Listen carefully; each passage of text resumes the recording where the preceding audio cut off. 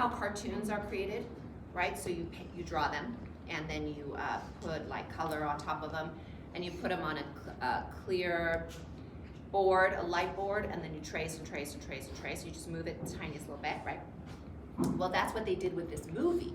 So they had the actors acting, and then they would take the film and put it on a light board, and then an artist would paint through the light board of the actors, and in the style of Vincent van Gogh, and change it every second. So they hired a team of like 250 artists to just sit there all day and paint over and over and over again in Vincent van Gogh's style for like a year or two to create this movie. So it's pretty fabulous art piece in itself.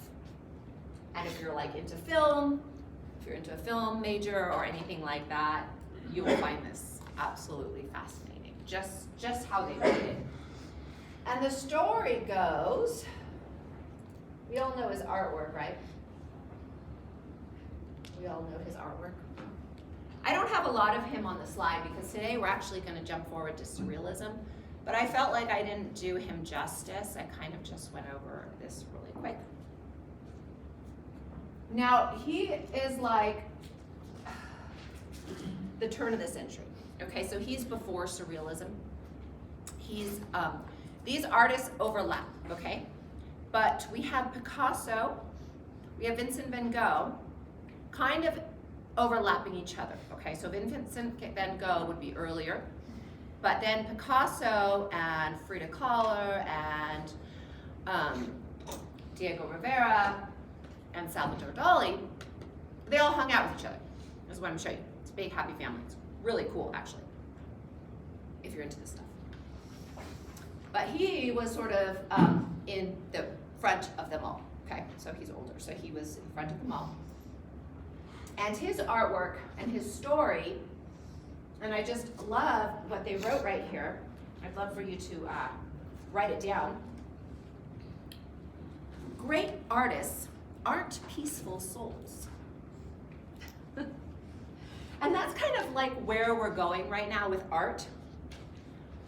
Is that many of these, or all of these famous people, I'd say all of them up until forever, have like a certain spark to them that is an unrest or a depressed or a rebel or something that makes them not part of the system, right? Like they're not conformed, and they suffer greatly because they cannot conform. So many of you might feel that way as well, because we're all artists internally. But they were just able to express that part of us that many of us feel, where we cannot conform to this reality. So during this time, there was the turn of the century, and we had the Industrial Revolution. He is the antidote to the Industrial Revolution. He hated the Industrial Revolution. Not just him, but all of these artists of this time, okay? So we are talking about, this is post-impressionism. That's what he is. He's post-impressionism, meaning that impressionist artists came before him and he copied them. That's what post means, right? So in the impressionist world, we have the superstars of, I'm going back a little bit here in my slideshow. This is the superstar of Impressionism, the Claude Monet, right? He's the first and foremost and the elder of the group. He's the one who created the style. Now, you can see that Impressionism and Vincent's art are similar. Yet they're not. They're not quite like. There's something different, right? Does this feel like an Impressionist painting? It has the fresh quality. It leaves an impression, but it does something else. And it leans towards Surrealism. Okay, so Vincent van Gogh is the link between Impressionism and Surrealism. And that's where I'm going with this today. Got it? So his work, although it is impressionistic in style, it has a surrealist quality to it. So what is surrealism, right? Does anybody remember us talking a little bit about it? It's the dream. It's the unconscious. It's the unconscious, and thus it is these guys, which I brought to read to you a story. Okay, this is Sigmund Freud, and this is Carl Jung. Sigmund Freud came first. Carl Jung is his student. We talked about psychology. I actually ran into a professor here who's a psychology professor at the SU Art Gallery, and we had a discussion this weekend, or whatever it was.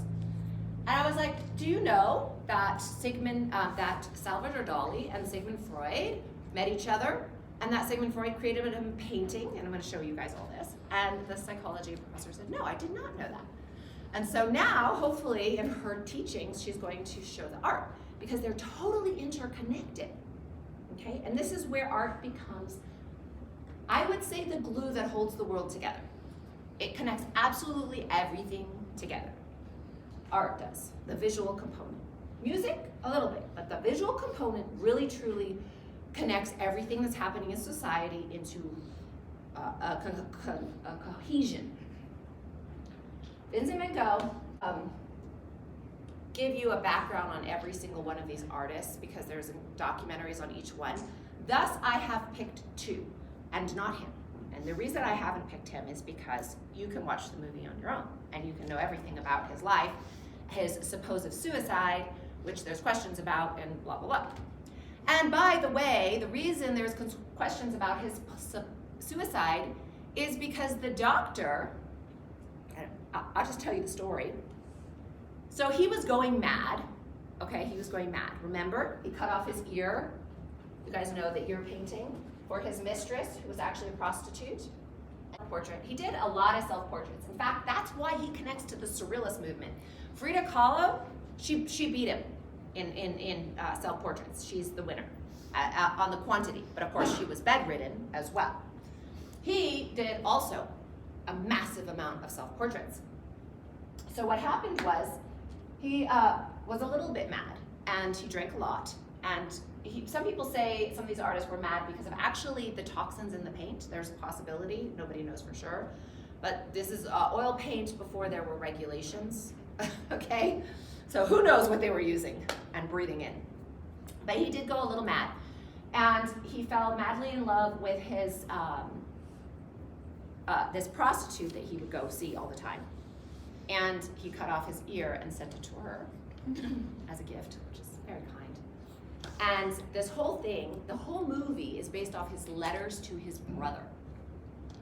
Because he is an introvert. He will not leave his house.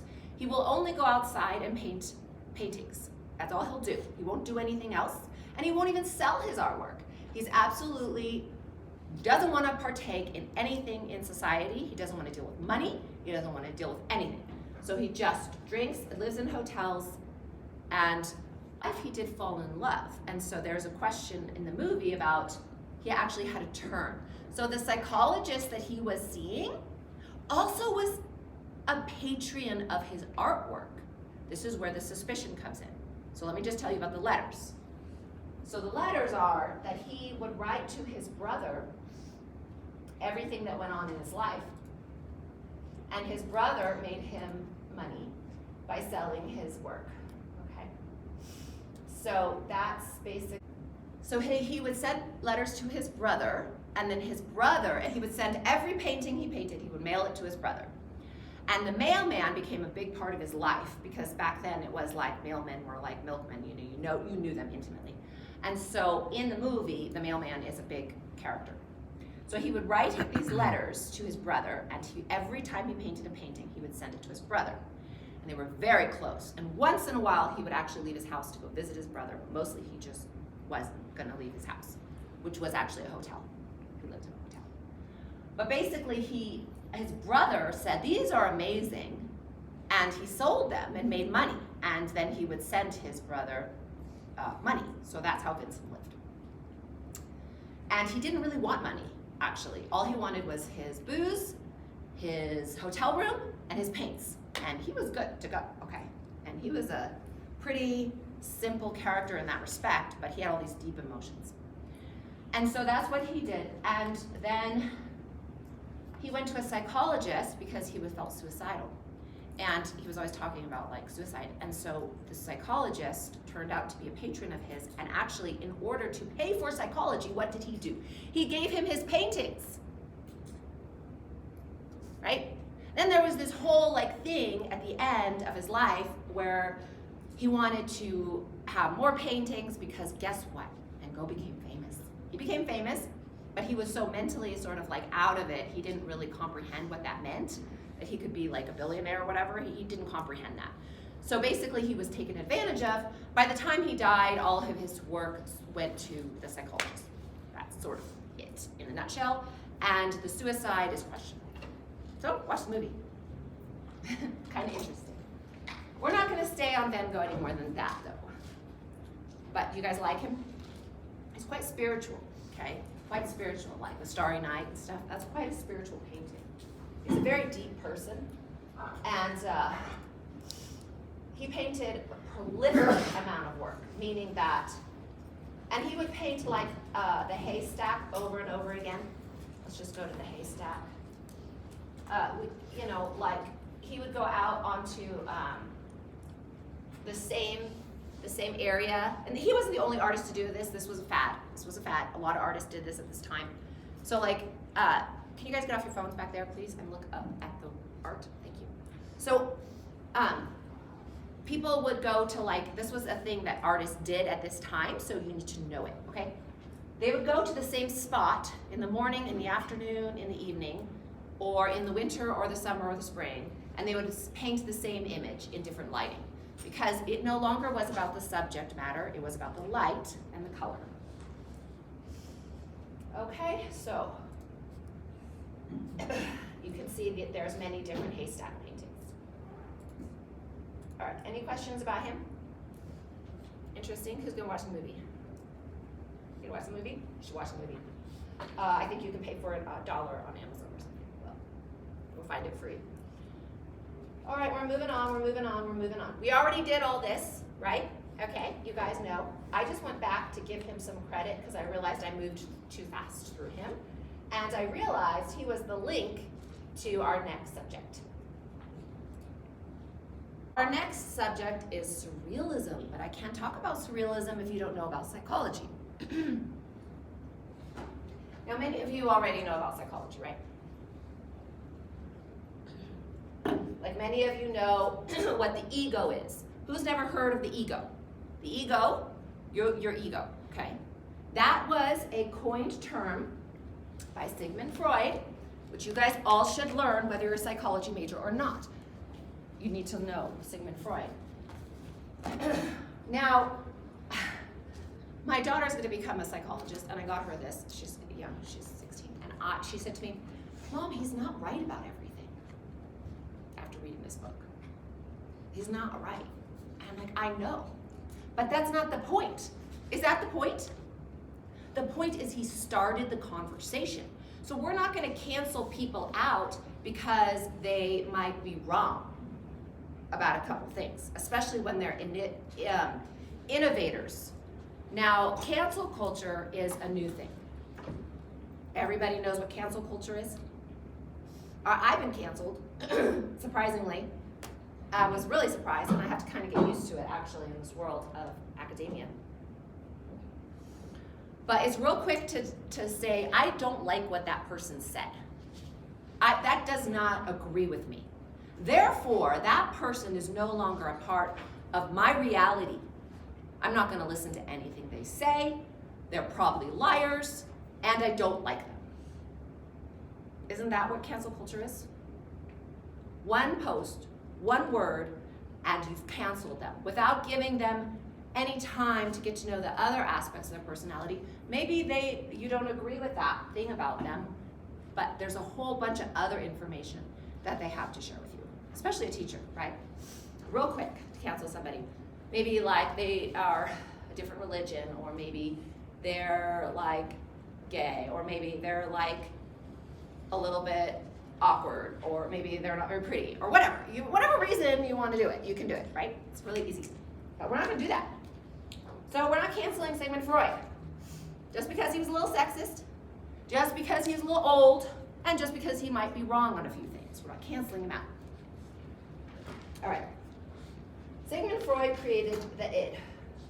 He talks, this idea of the iceberg belongs to him. Okay, just so you know. We use it all the time and give credit where credit's due. Okay, the ego. So the id is under the iceberg. Those are the things that Pluto rules, by the way, astrologically. By the way, psychology, astrology, Greek mythology, and the like all go together. Isn't that a song? Go together. Okay. All right. So here we go. The ego. Okay. So id. I want it now.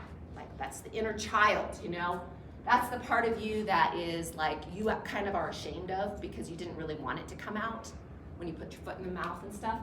The ego is the I. I am. I am. I exist. I want. I do. We can work things out. I'm a clever human being. And the superego is, it's not right. Okay, but this is simplified. This is actually Sagittarius would be the superego. It's like, I know, not all Sagittarius, I'm saying astrologically. This is all, also the preacher. Okay, so inside of us, we all have these different personalities. They're called archetypes.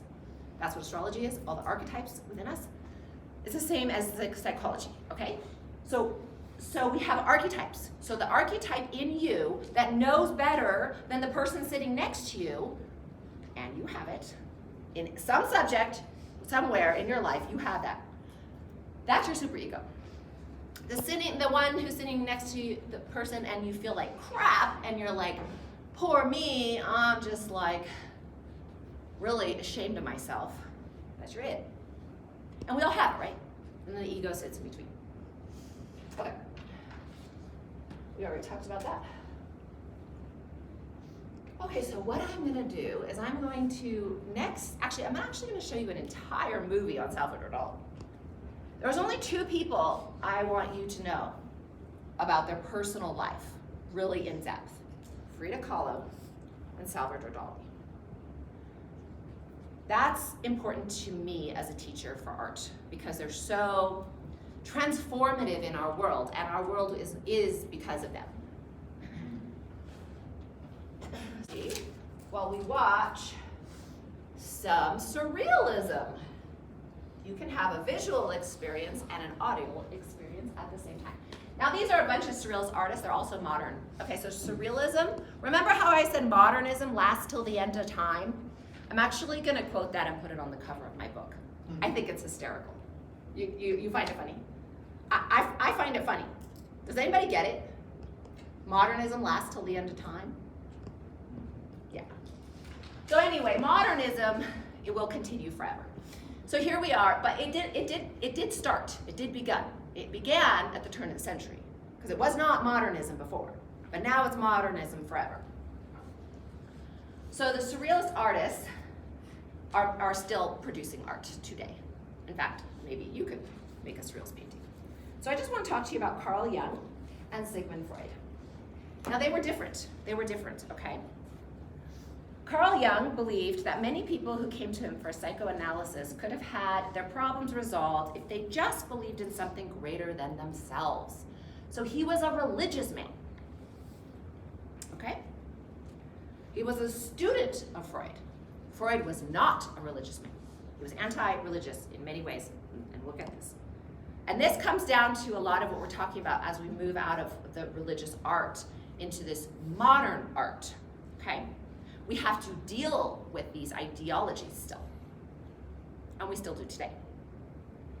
Okay, so whatever is needed to calculate faith, it is in that faith that we are able to move through difficult times in life and make sense of it that much more because there is a higher meaning, as Carl Jung. Contrast this to Freud, who believed that religion and faith kept people infants. He believed that religion made people dependent like children on a parent. He is quoted saying, "There is cruelty in faith." I'm going to actually open a discussion on our discussion board about this because I find it so fascinating. That's exactly what this deals with. This art deals with, this concept and this paradigm of opposing views. And it's what we're dealing with right now at SUU. Current events. Take a look around you. Take a look around you. Do you guys know what I'm talking about? Okay, I don't need to say it. We're still in this discussion. And the reason we're still in this discussion is because the Piscean age is not over. We still have 250 years of Piscean age. And as we end the Piscean age, we have Neptune at the very last degrees of Pisces, and we move into Pluto and Aquarius. So they're at odds. What does that mean? We still have the old way, which is the religious belief systems, and I don't mean one religion. I don't mean one religion. I mean all of them together, booked together, okay? And then we have the AI, transhumanism, materialism. So we're moving away from something and into another, and it's a huge, long process. It could take 500 years, and that's what we're dealing with, and we're still in the middle of it. Okay, so they were having this conversation.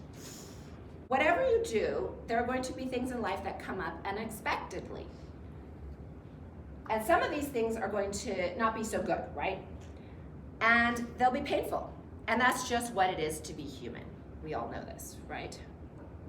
And we are trying to find meaning in this through all the difficulty. In Freud's view regarding religion, ultimately what we are doing is trying to find a parental figure that keeps us as children, psychologically speaking. So Freud came first, and he came out of this whole world of the religious aspects, right? And he is saying that he's seeing something in people where people became dependent on faith or religion in a way that kept them infantile. He truly believed that. Now, it's not me, okay? So don't shoot the messenger. That's Freud. He truly believed that religion kept people infantile because they were dependent on something to give them meaning in life or a reason or to tell them if they were good or bad. So you can see how his perspective. But Jung didn't believe that. He believed that we could process through the faith and it would give us hope. So you guys can talk about that amongst yourselves. Okay, now let's talk about sex. Because Freud and Jung brought in sexuality into the conversation. And this is where we're at with surrealist painting, too. Of course, this isn't, I'm sure there's classes on it here, aren't there? Anyway, so basically, Jung believed that the libido, which is your sex drive, is there to get you closer to the divine, okay? And an instinct to live and create. So, while Freud believed the libido is to be solely to procreate, although this is a summation, you can read the essays on it yourself. There's entire essays written on these concepts, okay? So, is your libido designed to get you closer to God and raise your higher self? Or is it like an animal and you're designed to just procreate? Okay. So, whether he's wrong or right, he brought up some interesting questions, didn't he? This movie about this guy. Yeah. You know who that is? Salvador Dali.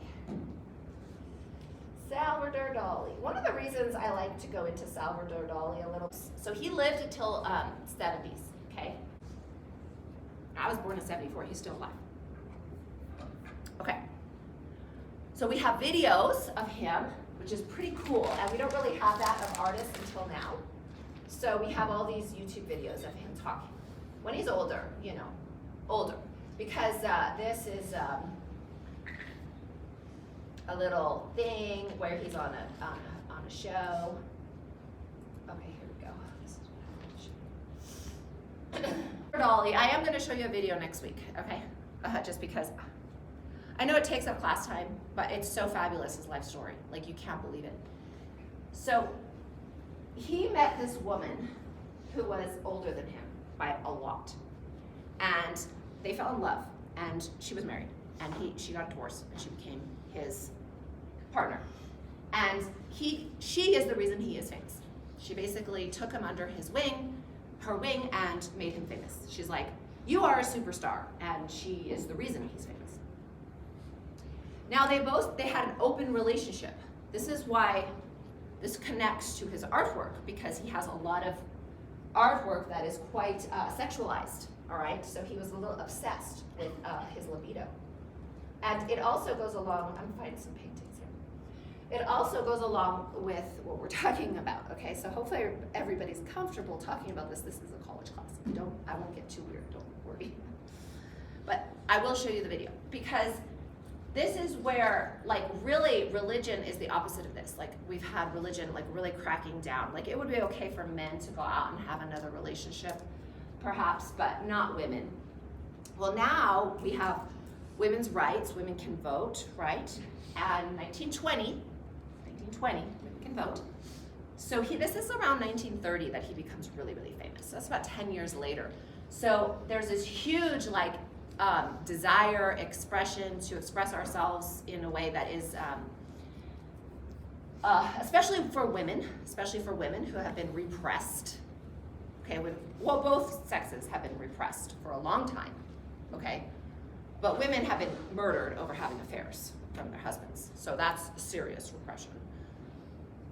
And so anyway, during this time, these artists decide that they want to explore a little more. And so even though they're married, they allow each other to have, like, other relationships.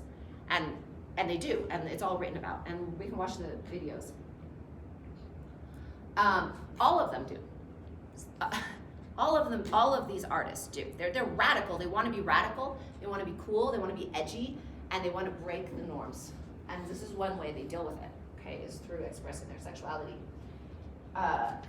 in this way. But this also goes back to psychology. How does it go back to psychology and art? It's because of the instinctual layers, okay? The subconscious, repressed aspects of ourselves. That's what it comes down to. And so I'm just going to talk a little bit more about the 3 layers of the mind, okay? And then we're going to go back to some things. Okay, understand the structures of ego, okay? So there's the unconscious mind, there's the instinctual mind, and there's the conscious mind. And that's the same as what Freud was saying. It's just kind of like dissected a little bit more. So the unconscious mind is the things we do unconsciously, or our urges or desires or whatever that we repress.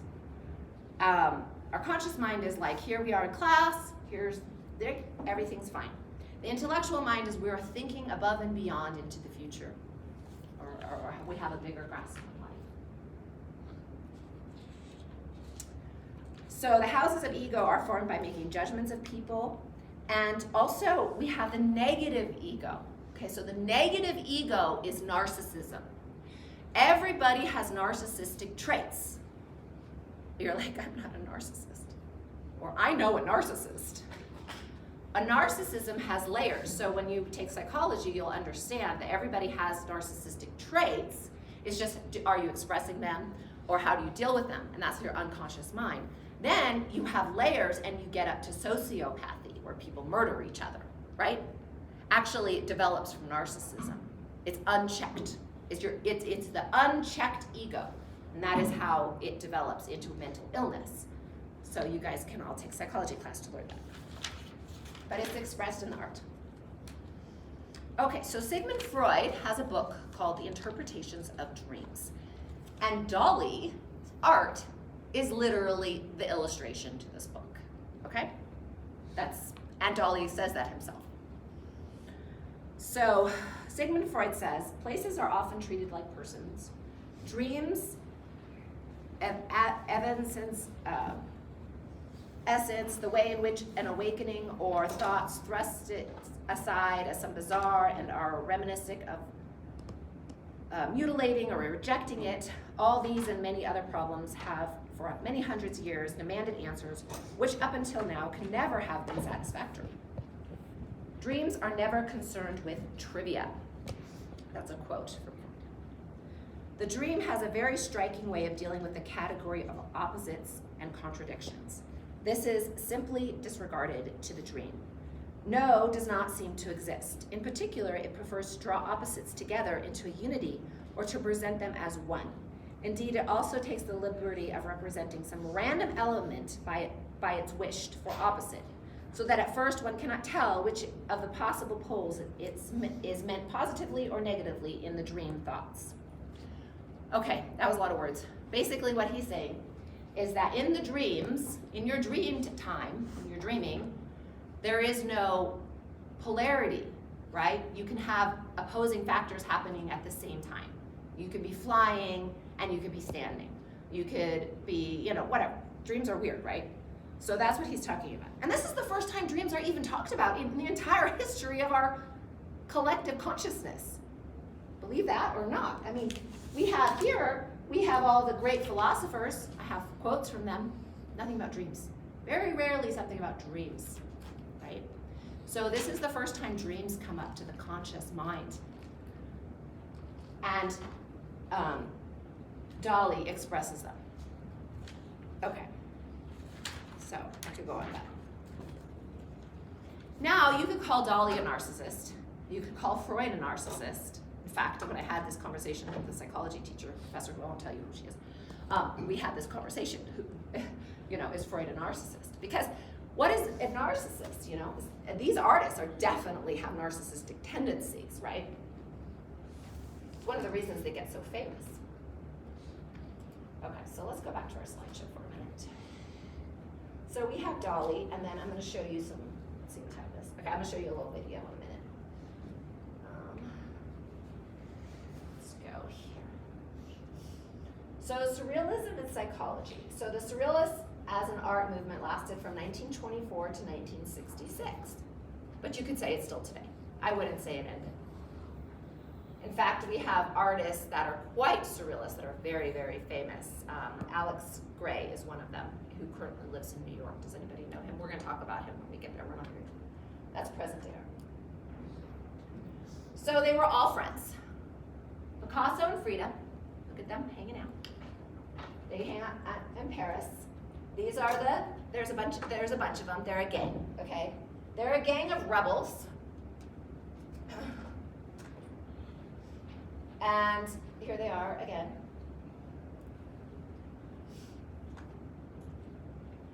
So these are the two superstars, and they're couples. So we have Dolly and Gala. Gala was his wife. Okay, she was probably almost 25 years older than him, or something like that. And they were madly in love, by the way. And we're going to watch a show about that. Although they had an open relationship. Frida and Diego were also madly in love. Diego was an artist who was more famous than Frida when he was alive, but Frida is now more famous than Diego. Now, do you guys all know Diego's art? Mexico? Okay, I'll show you a little Diego's art. He's the murals. You'll recognize him in 2 seconds. Let me just pull him up so you guys have some context of what I am talking about, because you'll know when you see. He's so famous that if you go to Mexico, all you're going to see is his murals, and you've seen them before. I mean, let's see. Tell me if you don't recognize some of this artwork. Like this one. You guys have seen this before, right? No? In doctor's offices or anywhere, you'll see a lot of times this painting. So famous. Okay. So he was so famous. He literally did murals all around Mexico. He was very political, and he was very political. And so if you go to Mexico now, all you're going to see everywhere is Diego murals. So he was very famous. Wow. Frida was not famous, but she became, now you recognize her name and you don't recognize him. How did that happen? Right? Okay, let's go back. So these are the two superstars of the Surrealist movement. There's a third. Who's the third? Here we have female artists now. We can all breathe a sigh of relief. Female artists in the canon. They're famous. They can like hang out with the men. They can wear pants. Although when my mom was a kid, she wasn't allowed to wear pants. Here is Dolly's painting called Metamorphosis of Narcissus. How Freudian is that? He was obsessed with Freud, and Freud wanted nothing to do with him. So he begged and wrote letters to Freud and said, please, can I come and visit you? And finally Freud said yes. These are quite characters of your history, okay, you guys. And this is what he brought him as a gift, a painting. So, what do you guys think of that? Is that interesting to know? But why, I ask you, why does a psychology professor not know the link between surrealist art and psychology? How do you go and get like a free PhD and not know the link to surrealism and psychology? What is going on in our world? Please, somebody.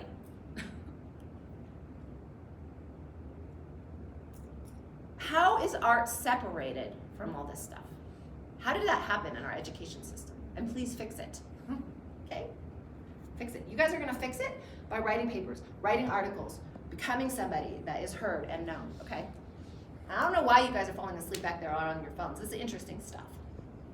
All right, you're probably never gonna hear it anywhere else. All right. These are the three superstars of surrealism. Georgia O'Keeffe. Who knows Georgia O'Keeffe? Only one person.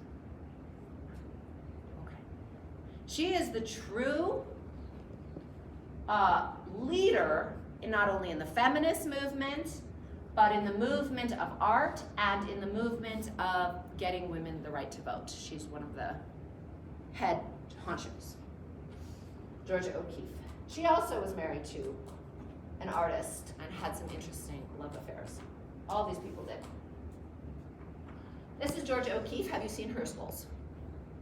Do you guys recognize her skulls? Okay. This is Salvador Dali. This is Georgia O'Keeffe's flower. All right. This is Georgia O'Keeffe. She was a pretty amazing woman. And she lived in New Mexico and New York at the same time. Like her husband lived, Alfred Steinlit, she was a famous photographer. That's how she became famous, through her husband. And he lived in New York, and she didn't want anything to do with New York. And she did all these photographs for him where she was nude. And it was quite a scandal. And she didn't give a crap. She didn't care. There were artsy photographs of her being nude. I don't think I'll show them to you guys. But you can look them up. Anyway, she was such a scandal, and then she didn't care, and she moved to Mexico, and she left her husband in New York, and she just lived in New Mexico and painted all these beautiful paintings, and wrote an incredible diary and memoirs, so we have lots of writing on her. Already showed you that. And since we're talking about Georgia O'Keeffe, let's just watch a little video on her, because the fact that you guys have never heard of her is a problem to me. Not a problem like you're in trouble, like it's not your fault. None of this is your fault, okay? But, I mean, I don't even know if you care. But I think that Georgia O'Keeffe should be taught in elementary school, not her naked pictures. Don't say that I said that. She's got plenty of art that's not good. Let's just watch a little clean version of her. Georgia O'Keeffe was an American artist